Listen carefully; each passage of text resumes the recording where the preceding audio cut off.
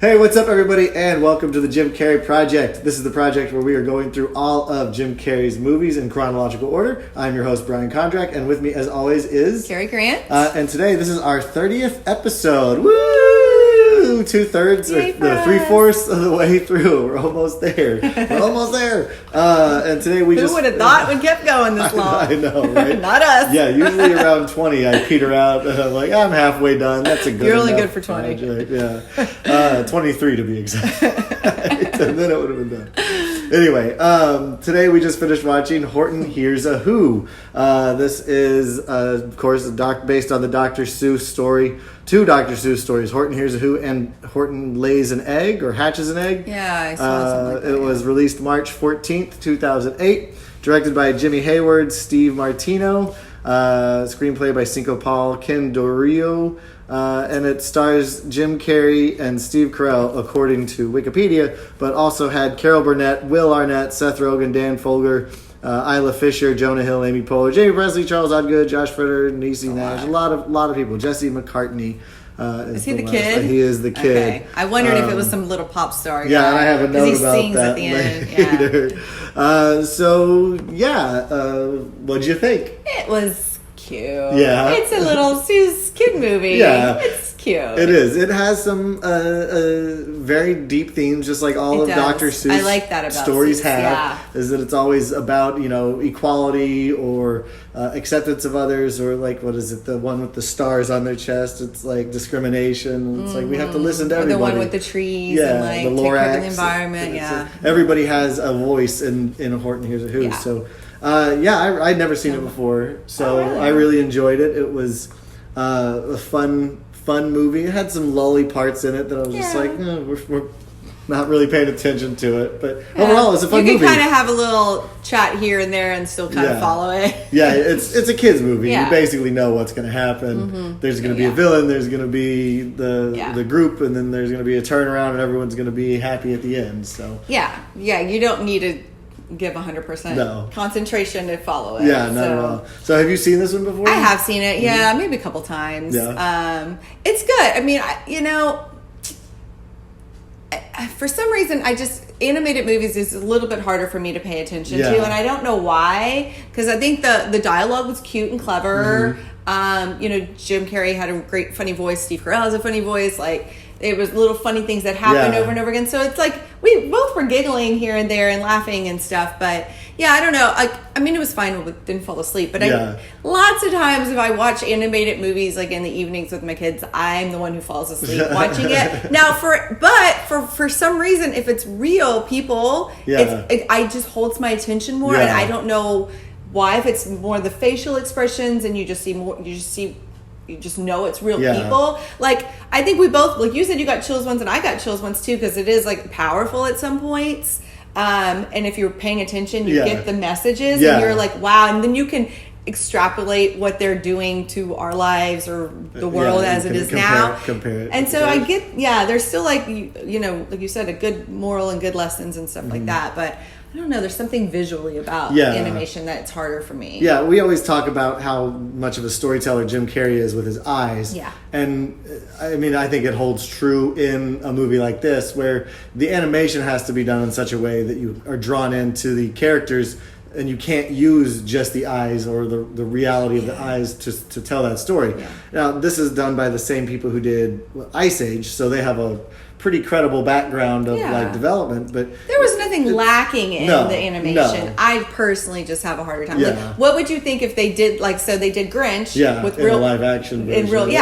So how would, let's say if they could do this, obviously it's an elephant, but like for the rest of it, they done it. Yeah. Well, how would you feel about watching that? I probably, can you imagine it? I can't really imagine watching this as a live action version. Yeah. There's just been so much stuff, like all the Disney movies that are getting remade as live action. Like, I've only seen one or two of them, but like it just doesn't have that same kind of magic and appeal. I almost kind of feel that this needs to be more of the old style animation of when the Grinch came out originally, like that cell shaded, or like that like the real animation, like the cartoony animation versus the 3D animation. There's just not as much you can do with it. It's a beautiful movie. It looks and translates the Whoville and the Whoiness very well. Like, almost...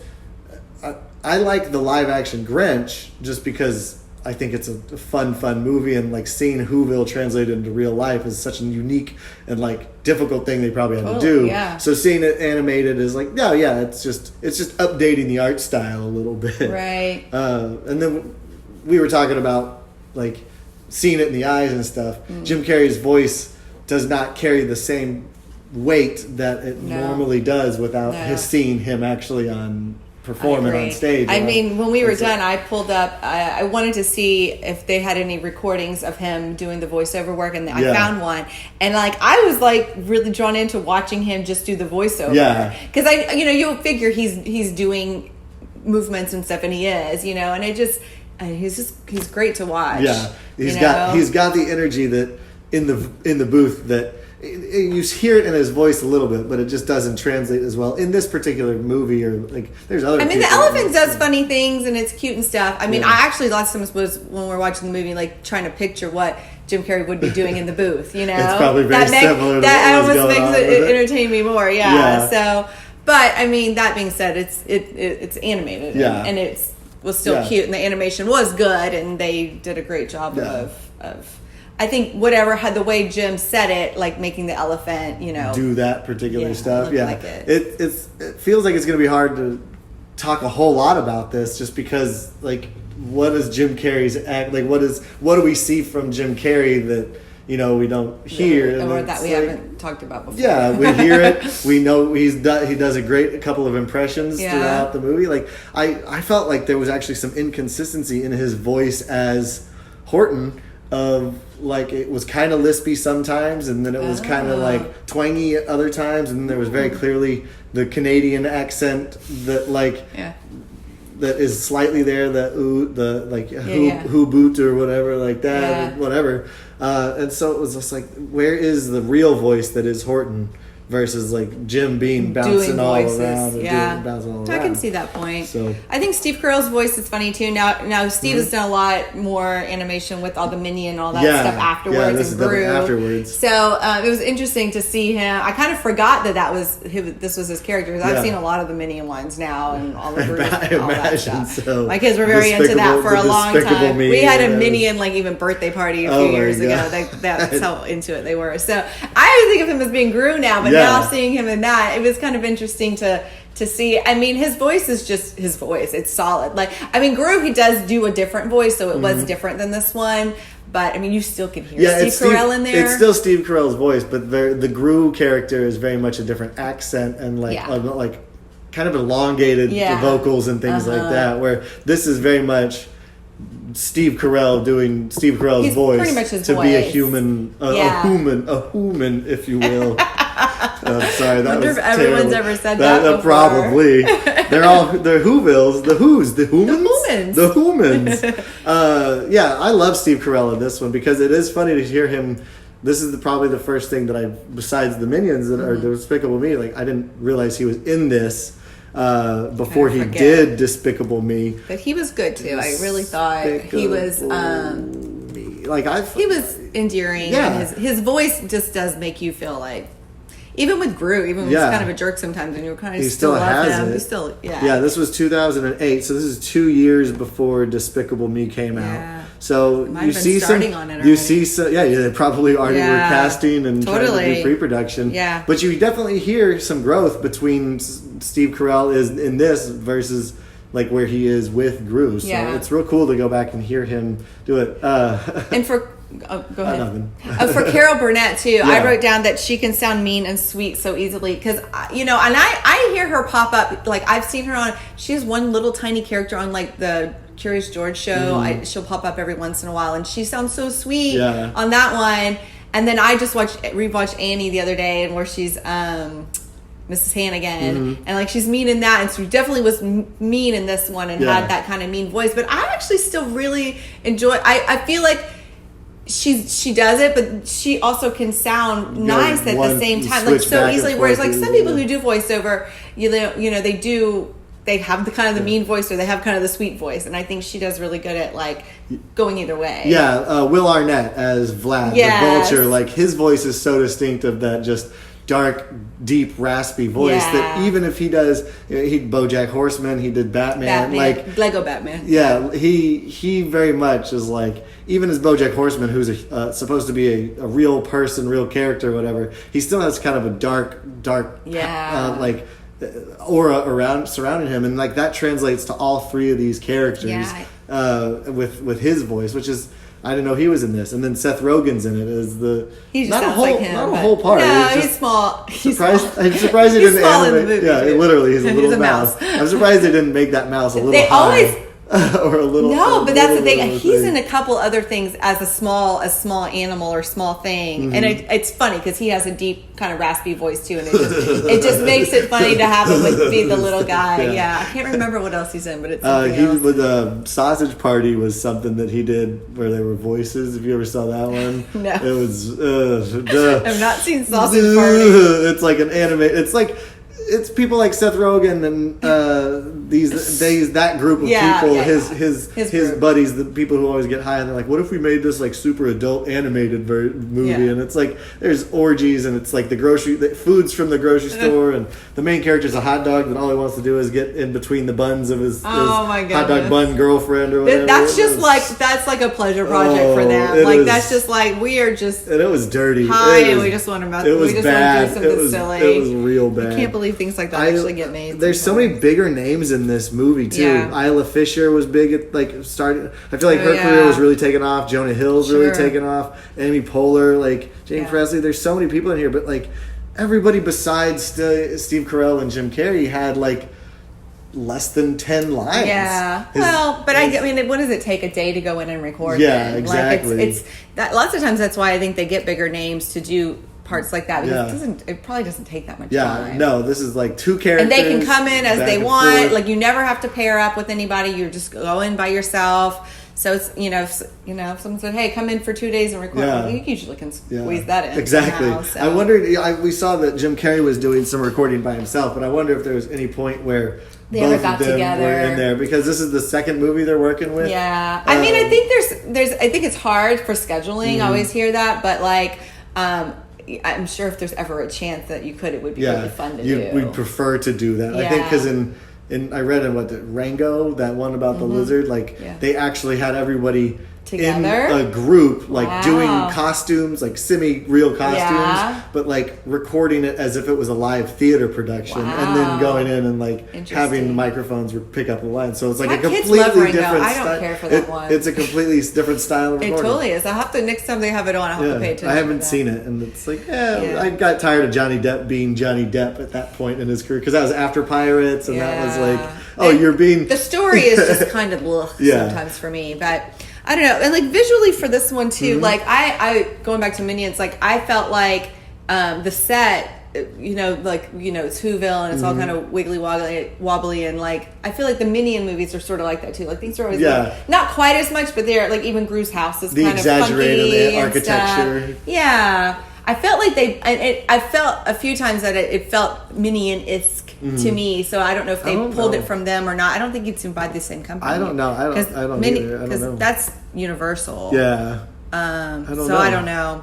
But yeah, I mean, overall I liked it. I mean, the only other thing I feel like we could talk about is, like the lessons and the morals and things like that. Carol Burnett's Karen Guru is what I was calling her, because she is very much in our going back and watching this. Like there's a specific term, she's a Karen. She's the white woman with the big hair. That's like that term has just gotten so big now. Terrible. I feel so. I'm not sure if I like the Karen. I mean, I get it, but like my name is very close to Karen, and so I just feel like so bad for all the real Karens out there. I have a good friend named Karen. She hates She's like, oh God, I know. And it's like my friend Karen is super nice, super educated, super like she doesn't get into people's business. But she's Karen. I know. She's Karen. But anyway, the kangaroo was like a Karen. She's definitely like why does she have to get so involved with anybody else's world? Like, well, that's what I thought. I thought too. Like she's so adamant about something, and it never really, doesn't ever explain why she feels that way.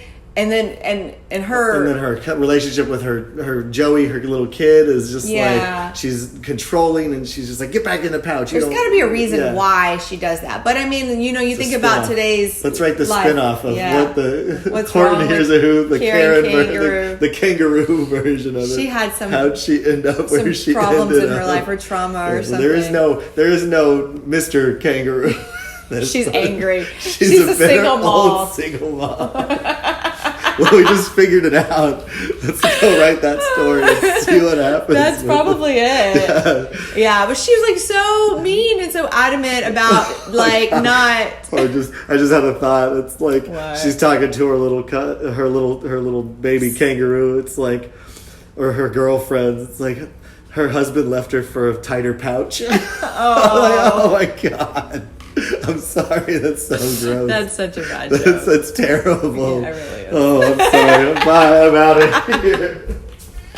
You finished the episode. I'm done with this.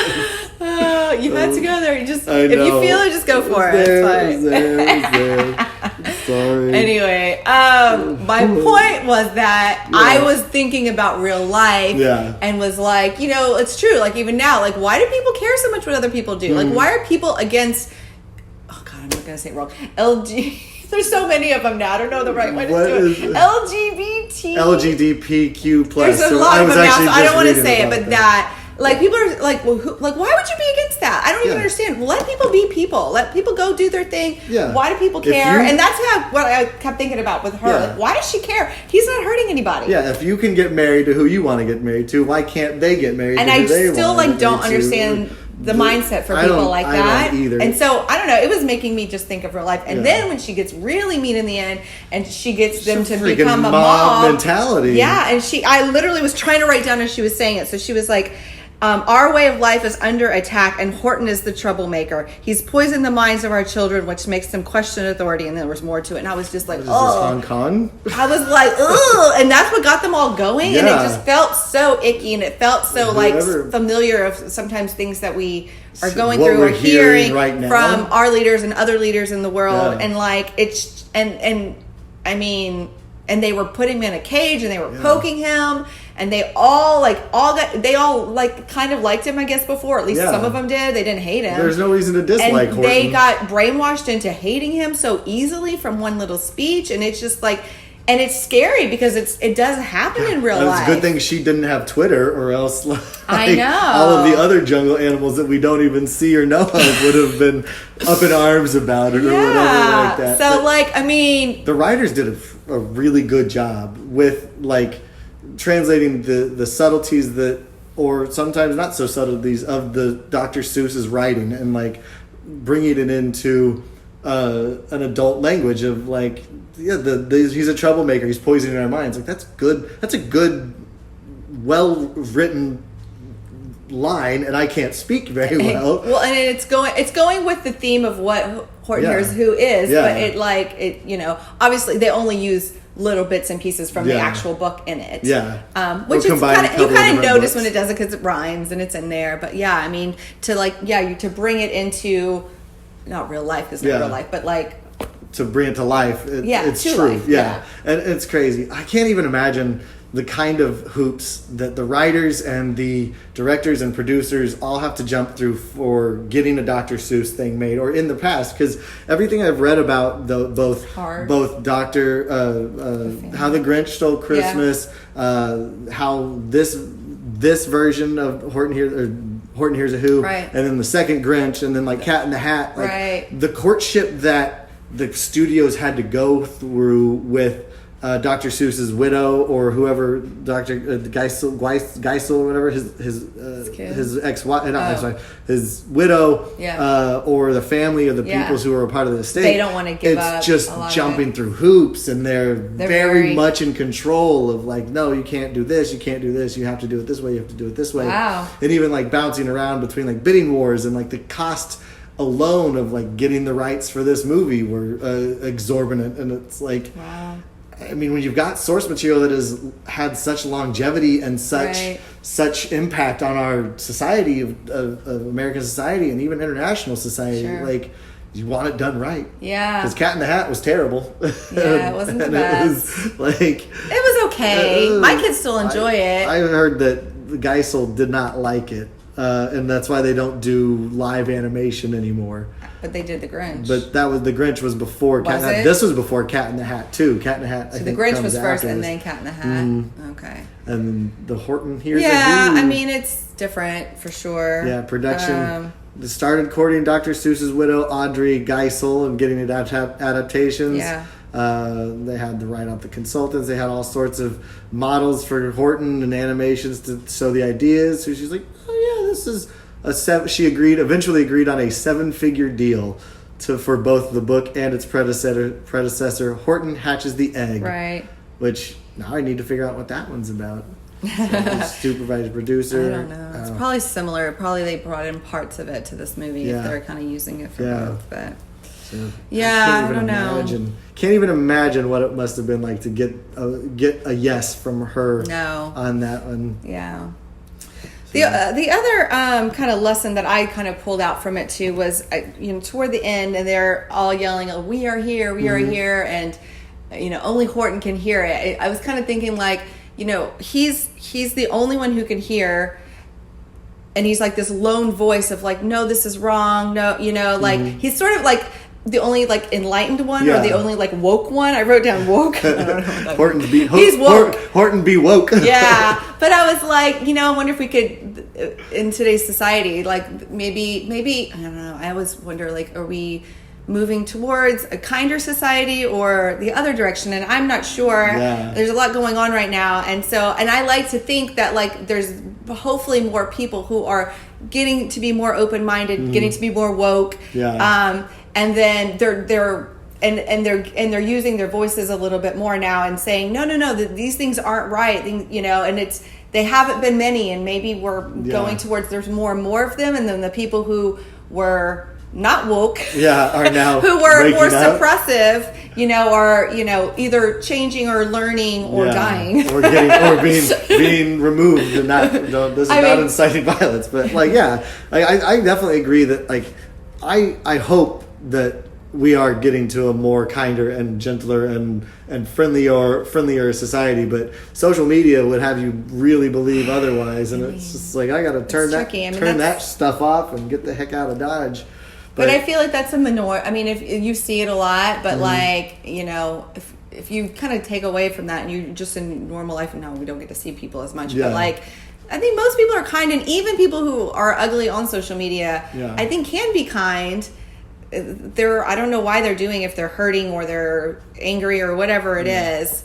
Because I know people who I think are ugly sometimes on social media, but I like know them or knew them, and I thought they were a nice person. So I know they're not just an evil person. Yeah, they just have a particular opinion. Why? Yeah, I don't know. It doesn't translate well over the internet, no matter what you're trying to say. And I try to be optimistic and hope that things are moving in the right direction. I hope so.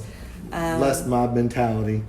But just more understanding, more like put yourself in other people's shoes and stuff like that. And also like sometimes it's not even like, caring about it, but not caring. Like I said, like people who are fighting against things like that for no reason, like just let them be. That's maybe that's indifference, but it's probably better than fighting against it. That's a tough philosophical question on that, because then it's like, well, if you don't use your voice to help this group that does not have as much of a voice, then you're just complacent in the people with the loudest voice keeping everyone on the other side down, which is like, but like I don't want to get involved, and it's like I don't have a dog in the fight, but I definitely support the group that everybody should be getting along. Right. But like it's a tough situation, especially like this movie is actually really good to watch right now, and we keep finding these movies and getting these episodes where it's like in the middle of something crazy ass going on, where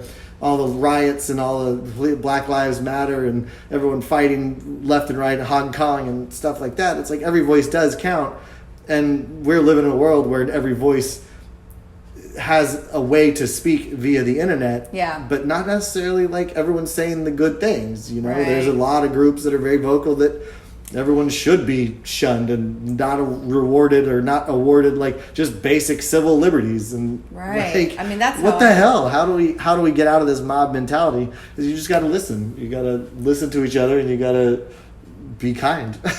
Yeah, be kind, and also like.